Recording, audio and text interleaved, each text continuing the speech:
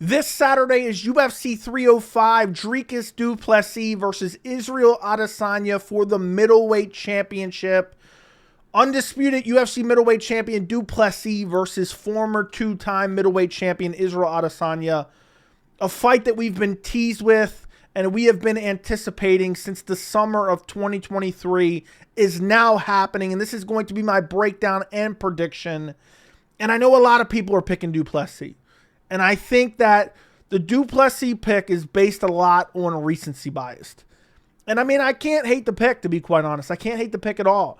Because Du Plessis has defied all odds. He keeps getting counted out time and time again. I mean, imagine I jump in a time machine right now. And I go back to June of 2023. Imagine the perception of Du Plessis before the Whitaker fight. And imagine if I told you Du Plessis versus Adesanya will happen, but Du Plessis will be defending his middleweight championship against Israel Adesanya. You would not believe me. But he went out there, he starched Robert Whitaker, and the rest is history. He goes on to defeat Sean Strickland for the middleweight title, and now he's defending it against Israel Adesanya. But I'm watching fight tape.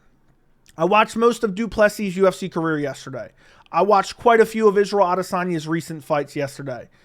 And I can't imagine a world where Du Plessis wins this fight. I know a lot of people are confident in Du Plessis. It seems like the majority of fans are counting Israel Adesanya out. He's 35. He lost against Sean Strickland. Du Plessis beat Sean Strickland. I think Adesanya wins this fight, and I'm pretty confident in Adesanya to get it done against Du Plessis. Now, before we get into more of the detailed prediction, let's quickly look at the tail of the tape. By the way, I like this poster quite a bit. I think this is a really solid poster from the UFC in a day and age where some of the posters are really horrible and the UFC gets a lot of flack, particularly for that UFC 300 poster. I think this is a banger poster for 305. Now, if you look at the tail of the tape, you have Du Plessis, who's 21-2, Adesanya, who's 24-3, Du Plessis 6'1", Adesanya 6'4", Du Plessis 76-inch reach, Adesanya 80-inch reach. So a 3-inch height advantage and a 4-inch reach advantage for Israel Adesanya. And I think that's going to help him substantially in this fight against Du Plessis, because the striking of these two guys couldn't be more night and day.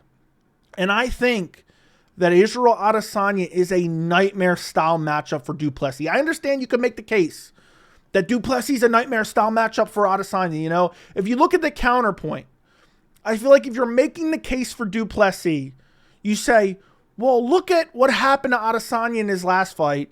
He got walked down by Sean Strickland, and Sean Strickland landed one big shot, and Sean Strickland outstruck him for the majority of the fight and won a decision. Well, what is Du Plessis' biggest strengths?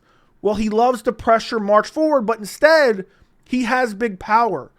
I don't think it's as simple as that. And I don't think that Du Plessis has the ability to march down Adesanya like Strickland did. I know that sounds crazy considering Du Plessis marched down Sean Strickland in their fight, but styles make fights. Styles make everything. Sean Strickland, if you watch the Sean Strickland-Adesanya fight, first off, far closer than people make it out to be because it was such a shock value that Strickland won. Strickland clearly won, but it was the shock value more than anything.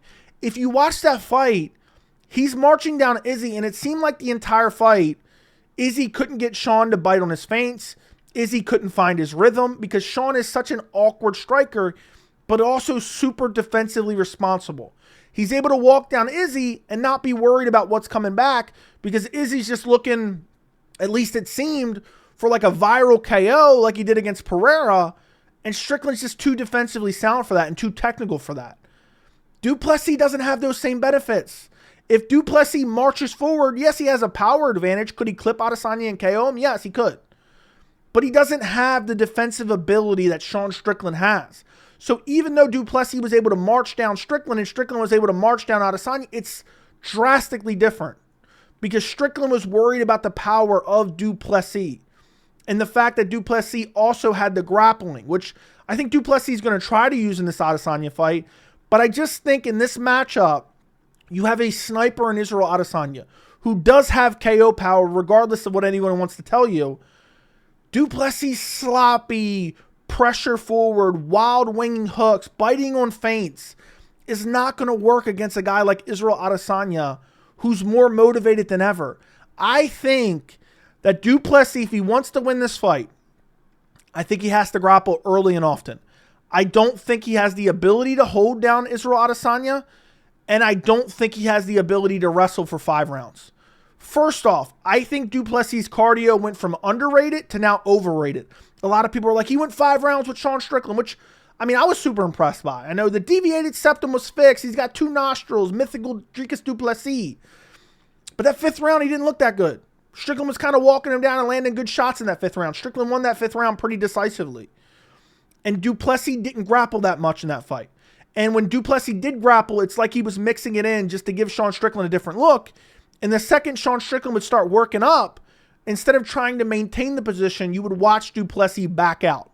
He would back out of the position because I don't think he has the cardio to sit there and grapple heavy like Khabib Nurmagomedov style for 5 rounds. So if you're banking on that, it's not going to work. I don't think he has the ability to do it anyway. Because guess what? It requires a lot of good footwork. He's going to have to cut Adesanya off. Adesanya's got great lateral movement. I don't think he's going to be able to close the distance and get Adesanya down. And even if he can get Adesanya down, maybe he gets him down once or twice in this fight. Historically, you look at Adesanya's fights, when has he ever been held down for a substantial period of time? It's been one time. And it was against Jan Blachowicz in his prime, who was a much bigger fighter. Now, Du Plessis, I do think, has a size advantage in this fight. But he's cutting down to 185, okay? I don't think he has the same size as Jan Blachowicz to be able to get Izzy down and hold him down. And also, I think Jan Blachowicz is just, I mean, he had a lot more threats on the feet as well to help set up those takedowns. Jan Blachowicz of, 2020? I think is a much more substantial threat on the feet than Dricus Du Plessis to help set up some of those takedowns. And I'm not saying Du Plessis is not a threat, but he's just not technical at all. You look at all his fights, I mean, he's looked so sloppy on the feet. Meanwhile, Adesanya goes out there, super technical, elite kickboxer. And you look at the rest of his career, I know people are going to mention, oh, well, Robert Whittaker took him down and got his back. How long did that last for? Marvin Vettori got him down and took his back. Well, how long did that last for? No one outside of Jan Blachowicz has ever been able to take Adesanya down and hold him down for a substantial period of time. So again, if Du Plessis gets him down, I don't think he's going to be able to control him there for a long period of time. I think Adesanya's lateral movement, his counter striking, is a nightmare matchup for Du Plessis. You look at Du Plessis' fights. I mean, let me go through his fights real quick. You look at his fights, okay? He beat Sean Strickland. There was moments in that fight where he was wading forward, staring at the ground, throwing big overhands, and Strickland's 5 foot to the right. I think it was in the 3rd round. There's that hilarious clip of Dricus over swinging, and Strickland's like 5 foot to his left or right, not even close, and Du Plessis just staring at the ground, eventually does a 360. You go back to the Robert Whittaker fight. That fight was actually a lot more competitive than I remember. Now, of course, he went out there, he threw Robert Whittaker like a bitch at the tail end of the 1st round and then destroyed him on the ground with elbows. And he was real tricky on the ground, setting up the darce or like feinting the darce so much, almost. And as soon as Whittaker would go to defend, he would start smashing him with elbows. But before that, Whittaker was landing good shots on the feet. Now, Du Plessis was landing his own good shots.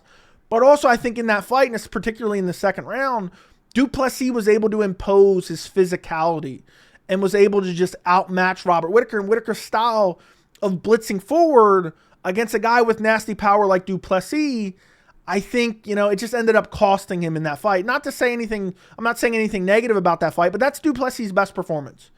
You know, I know he beat Sean Strickland. It was an ugly, ugly fight. Now, fair enough, he still got it done against a guy that beat Adesanya. But you look at some of these other performances, Derek Brunson, he looked like shit. He got bodied by Brunson in the 1st round with the grappling. You know, eventually gets the finish, but still. And I think Du Plessis, towards the end of the 1st round, started wrecking him. But Derek Brunson was bodying him in the grappling, okay? Against Darren Till. Darren Till took him down. Darren Till was outclassing him on the feet in the 2nd round. And Du Plessis was biting on all types of feints. There's a moment where Darren Till like barely feints in and then backs out of range. He's like 4 or 5 feet away. Du Plessis staring at the ground and throwing a big overhook. You look at these fights, I mean, Brad Tavares even. Brad Tavares is landing on his chin early and often. He tried to pull some lateral drops on Brad Tavares, ends up on bottom, and Brad Tavares is beating him up. So I don't think the grappling of Du Plessis is this big win in this fight. I don't think the grappling is a path to victory. I think what Du Plessis has to do, He really has to put it all together. But I'm not banking on him putting it all together and beating Israel Adesanya. I don't, because Adesanya, I know you can say what you want about the last fight. He lost to Sean Strickland, fair enough. Sean Strickland went out there and beat him. But Adesanya took that fight on short notice as well, okay? He was drinking the entire camp, not taking Sean Strickland seriously, the entire camp, and went out there and lost. Fair play to Sean Strickland, great win, the best performance of his life. And people are going to be like, you're making excuses for Izzy. It's not about making excuses for Izzy. It's about taking that fight into account when I look at this matchup. And I don't think we're getting the same Adesanya that fought Sean Strickland. I think we're getting a much better version of Adesanya who's more motivated than ever. He's motivated like he was against Alex Pereira, where, I mean, look how good that win has aged against Alex Pereira. Just last year, I mean, we're talking April of 2023. He went out there and beat Alex Pereira and brutally chinned him and was winning, won every round. I mean, it was 2 rounds. He won the first round, chinned him in the second round. And guess what? Pereira was being over-aggressive in that fight. Pereira was looking for a finish.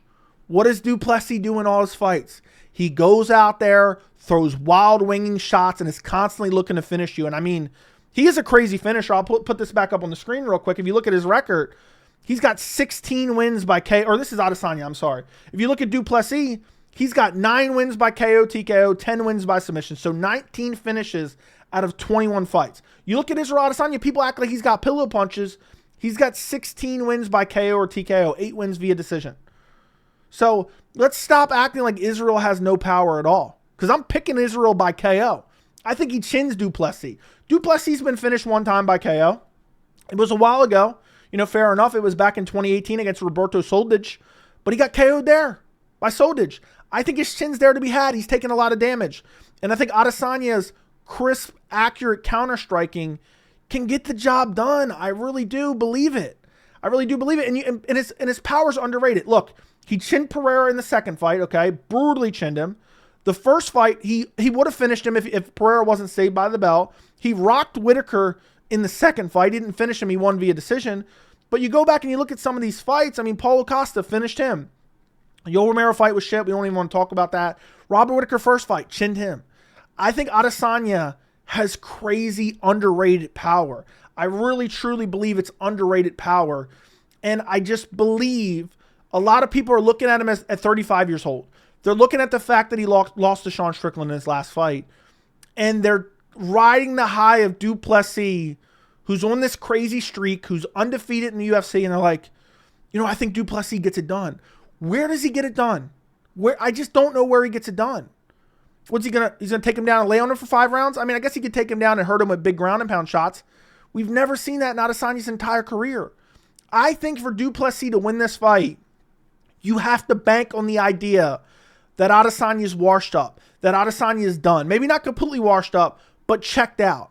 Like he's done so much, maybe he's not in the game as much as he once was. Because I'm telling you right now, the Izzy that beat Pereira in April of 2023, there is no way, shape, or form that he loses to Du Plessis. And Adesanya took a long break. It'll be almost a year that he sat out since losing to Strickland. He's never took that amount of time off. So maybe that's a factor where you could be like, oh, well, wait a second.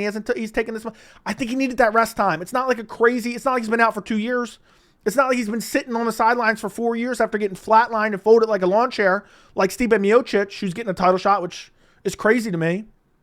He's coming back, decent amount of time off, probably the most time off he's had in his career. He's coming back refreshed, and he's motivated, and he's a contender, and he's motivated to get that belt back.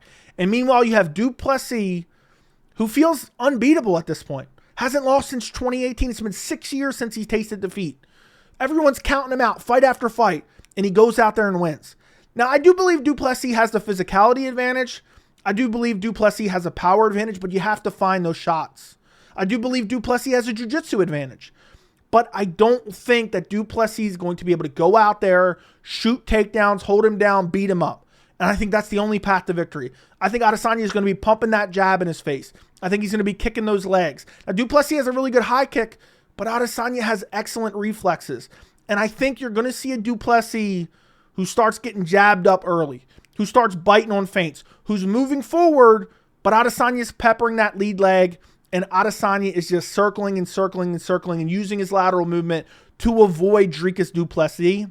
And I think as the fight goes on, which I don't think the fight's actually going to be very long, I think that Du Plessis, once he loses the first round, okay, the first round isn't going to be like particularly dominant, but he's going to lose the first round. He's going to know, okay, I gotta pick up the pace in this fight. I got to go out there and really impose my will on him. I got to get physical with him. I got to push him up against the fence. I got to grind him to the mat. I got to make him work a bit.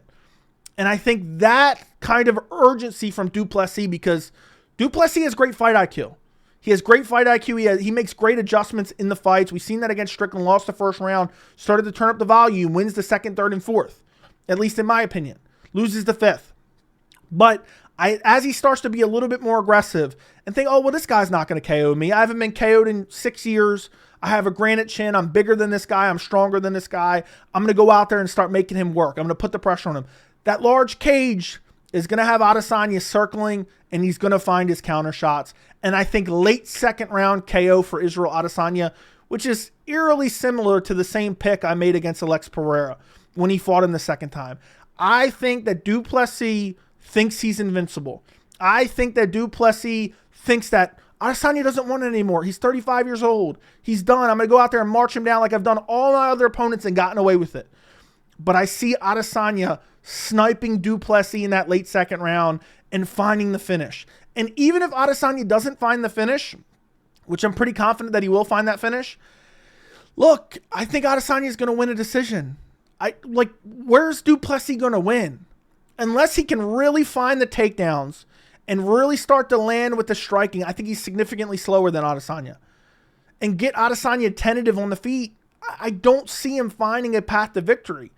I think his most likely path to victory, if I had to lay out a path to victory for Dricus, because I don't think he's going to be able to grapple, which I think a lot of people are banking on. His grappling isn't that good. Adesanya's defensive grappling is underrated. I think the best path to victory is when Du Plessis does find a takedown. If he is able to get one, like a quick takedown, get Adesanya down, Adesanya works his way back right back up. When Du Plessis disengages and he has closed that distance from that takedown, as Adesanya starts to circle out from the cage to look to land a big hook. Because he throws those a lot. He lunges in with those big hooks. But I just think Adesanya's striking overall, his technical ability, will be able to defeat Du Plessis. But, as confident as I am in Israel Adesanya getting this win, it is hard to count out Du Plessis. I mean, he gets it done time and time again. If you look at his fight history, I picked against him almost every single fight. I believe I picked against him Brad Tavares. I picked Darren Till for sure. I picked Brunson. I picked Whitaker. The only time I picked Du Plessis was against Strickland. And that's because Strickland's kryptonite is moving forward, and especially with that power threat from Du Plessis. But I just don't think, if I really had to break this down as quickly as possible, the defensive responsibility of Du Plessis isn't good enough to pressure Adesanya in the capacity that Sean Strickland was able to. And I think ultimately Adesanya is going to land good shots from range. He's going to use that height advantage, use that reach advantage. He's going to pick Du Plessis apart. And Adesanya in that second round, as Du Plessis gets a little overzealous, throwing big shots, biting on feints, I think Adesanya, I'm going to say he lands a nasty right hand right on the temple and slumps DDP down, maybe like a quick flash KO, a couple follow-up shots, finishes him late second round. Adesanya gets it done over Du Plessis. That's it. That's how I see this fight going down. And if he isn't able to find the finish, because Du Plessis does have a granite chin, I think he will beat him up for 5 rounds. I think if you don't see Du Plessis getting on that grappling early and often in the first, second round, I think he loses this matchup because he has to get Adesanya thinking about that. And he's got to be able to have some control time after the takedowns, which we've rarely seen in Adesanya's career. So Du Plessis, late second round, marching forward, trying to get more aggressive. He's lost the first round.